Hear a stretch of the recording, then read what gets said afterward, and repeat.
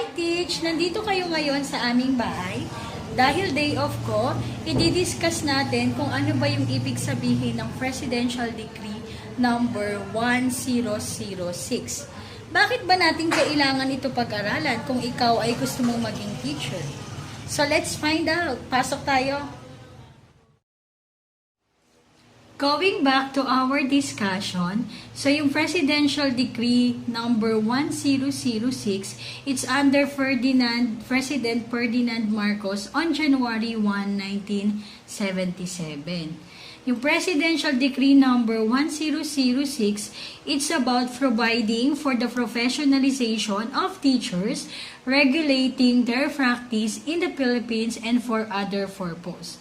So dito binigyan ng emphasis yung teaching as a profession.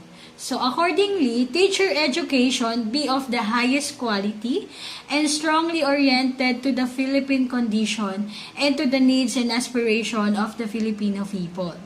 So in this PD 1006, there is also an examination for teachers was jointly given by the Civil Service Commission and the Department of Education and Cultures. So yung passer ng board examination were qualified for registration as a professional teachers and were given a professional teacher certificate. O diba? Ang galing. Hi, Teach!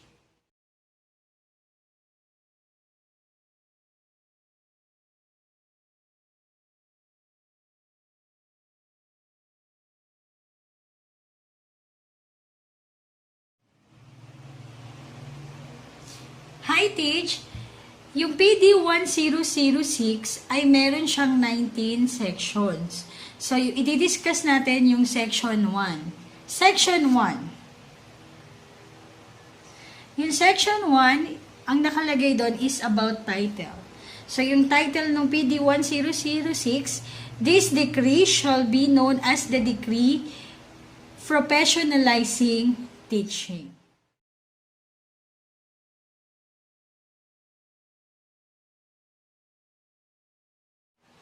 Okay, next, Section 2. Section 2 stated Declaration of Policy.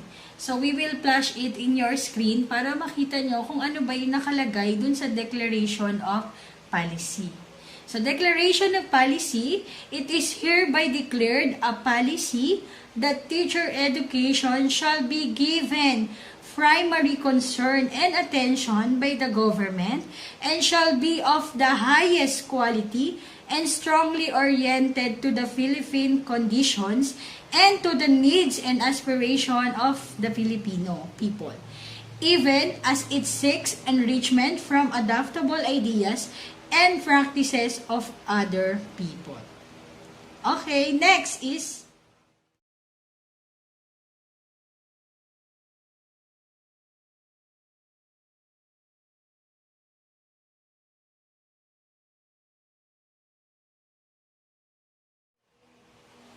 okay, yung section 3 is about definition of terms.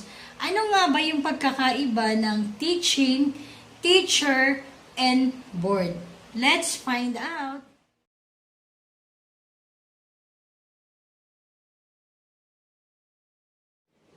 Okay, when we say teaching, it refers to the profession primarily concerned with the classroom instruction at the elementary and secondary level, in accordance with the curriculum prescribed by National Board of Education, whether on part-time or full-time basis in the public or private schools.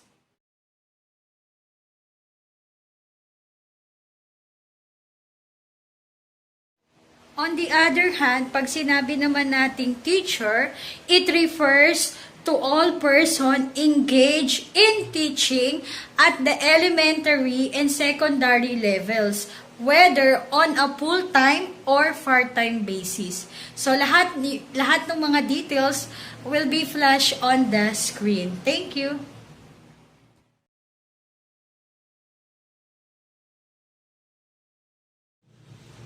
Yung board naman, it refers to the National Board for Teachers duly constituted under this decree.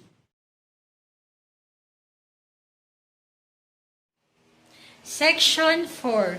Yung Section 4 naman is about creation of the National Board for Teachers. So, ito ay composed ng Secretary of Education and Culture, yung co-chairman, yung chairman ng Civil Service Commission as co-chairman, Commissioner Professional Regulation Commission as member, and the two members representing private sector to be appointed by the President as a member.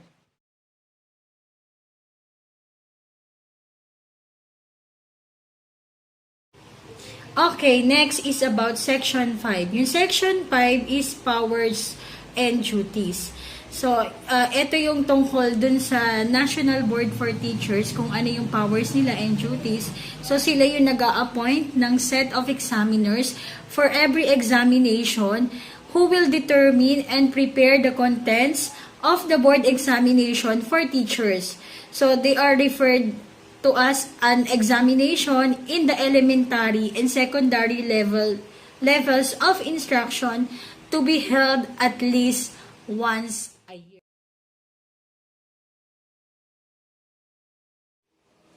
Another power pa ng powers and duties ng National Board for Teachers, sila yung nagde-determine and fix the places and dates of examination, appoint supervisor and room examiners from among the employees of the government who shall be entitled to a daily allowance to be fixed by the board for every examination day they actually attended. Use the buildings and facilities of public and private schools for examination purposes, approve application to take examination, and approve the release of examination result. So sila din yung nag-i-issue, nagsususpend, nagre-revoke, replace, or reissue professional teacher certificate and administer oaths. So ibig sabihin, pag teacher ka, manunumpa ka with about your responsibility of being a teacher.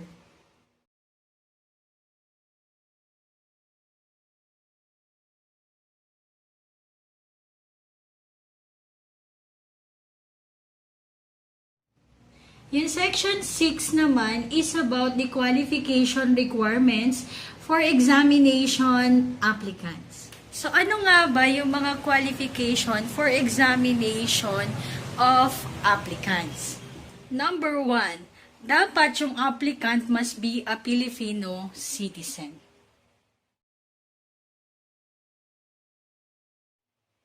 Number 2, that he is of good moral character.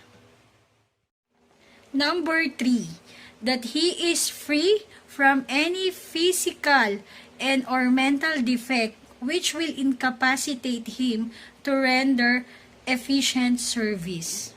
And that he possess the following minimum educational qualifications. So, yung rest ng information ay ipa-flash namin sa inyong screen para mabasa nyo.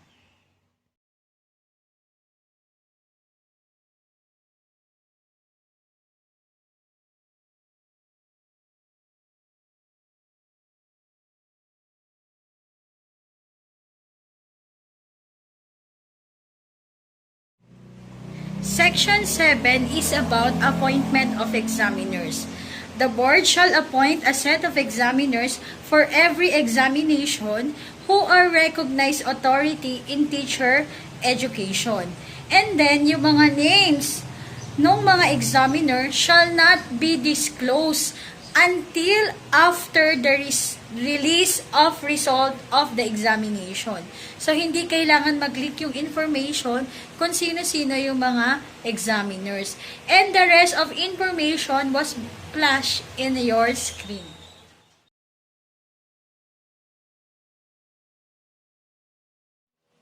Section 8 is about the scope of the examination. Okay, yung scope of the examination, Section 8. The examination shall consist of written tests, the scope of which shall be determined by the board, taking into consideration the teaching plan of the schools legally constituted in the Philippines.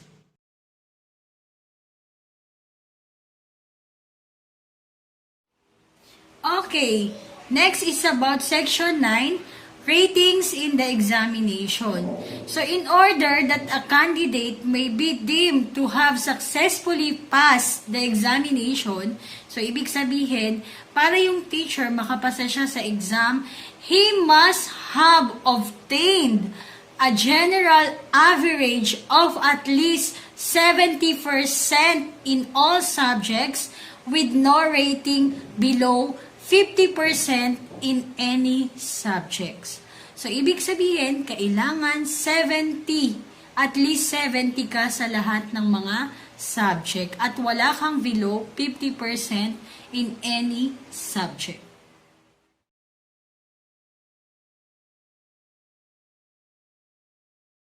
Next is about Section 10, the report of the results of examination. So, the examiner shall report the ratings obtained by each candidate to the board within 150 days after the last day of the examination unless extended by the latter.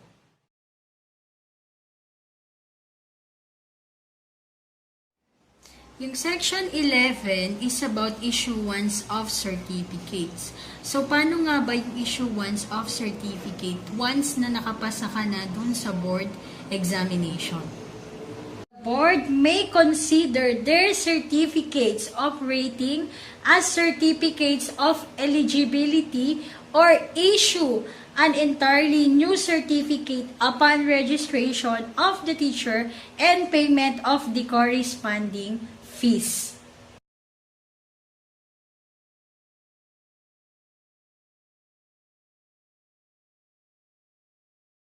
Okay, yung professional teacher certificate, yung registration nun shall serve as an evidence para dun sa registrant na kung saan entitled siya sa lahat ng rights and privileges of a professional teacher until and unless the certificate is suspended or canceled by the board for just a cause. So, lahat ng mga rights and privileges for a professional teacher ay entitled yung teacher.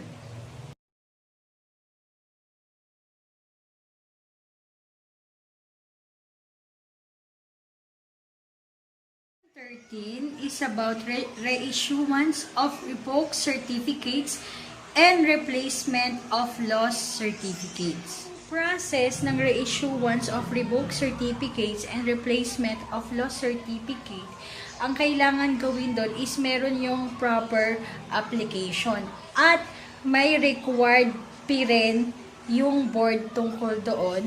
Kasama doon yung subject din dun sa rules ng board yung pag-issue ng bagong certificate.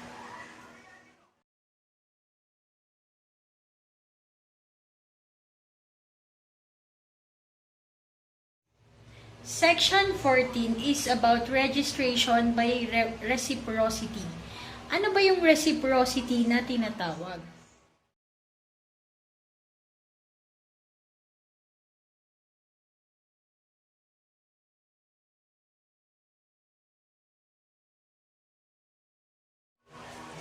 Okay, Section 15 is about prohibition.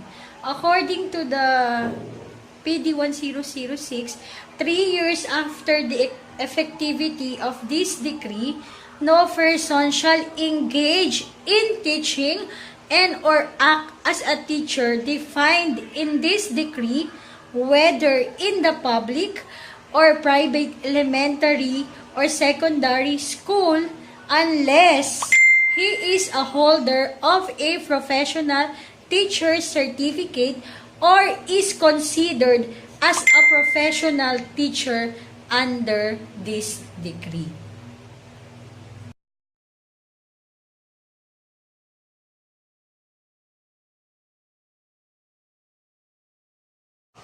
Section 16 is about penal provision.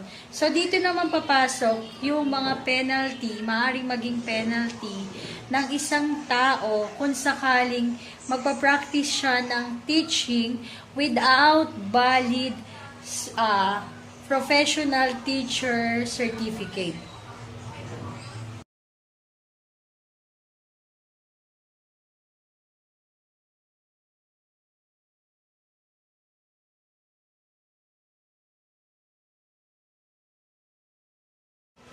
In Section 17, 18, and 19 ng PD 1006 ay ipa-flash namin sa inyong screen for your reference.